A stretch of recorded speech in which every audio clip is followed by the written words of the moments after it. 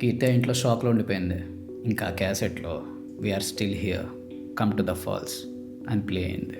వెనక్కి వెళ్ళిపోదామా లేక వాటర్ ఫాల్స్కి వెళ్దామా అని ఆలోచిస్తుంది. సో ఇక కీర్తి వాటర్ ఫాల్స్కి వెళ్దామని డిసైడ్ అయింది. తన ప్రయాణాన్ని ముందుకు సాగించింది. దారిలో కీర్తికి రాయి వెనక ఒక చిన్న రహదారి కనిపించింది.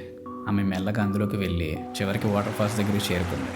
ఆ నోట్బుక్లో చూపిన మ్యాప్ చూస్తూ చిన్న రహస్య గుహను కనుగొంది.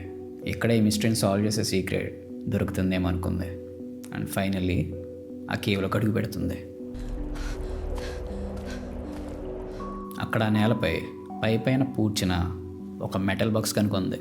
కీర్తి మెటల్ బాక్స్ ఓపెన్ చేసిన వెంటనే అందులో ఫొటోస్, లెటర్స్, పాత న్యూస్ పేపర్ కటింగ్స్ ఉన్నాయి. అందులో 1997లో జరిగిన ఆ ల్యాండ్ స్లైడ్ గురించి, అదొక నేషనల్ డిసాస్టర్ కాదని ఇది ఒక ఇల్లీగల్ మైనింగ్ యాక్టివిటీ అని అర్థమవుతుంది. కీర్తి క్యూరియాసిటీతో ఆ డాక్యుమెంట్స్ చదువుతుంది. ఇవే ఆ సీక్రెట్ ప్రూఫ్స్. వెంటనే వెనక నుండి కొన్ని సౌండ్స్ వినిపించాయి. బయట నుండి అడుగుల శబ్దాలు వినిపిస్తున్నాయి.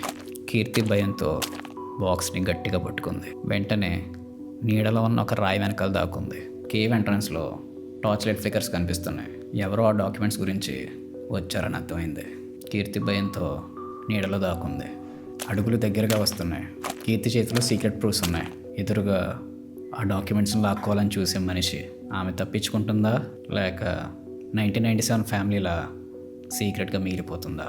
నెక్స్ట్ ఏం జరుగుతుందో తెలుసుకోవాలంటే ఎపిసోడ్ 5 వరకు వెయిట్ చేయండి. Subscribe to our channel to know more.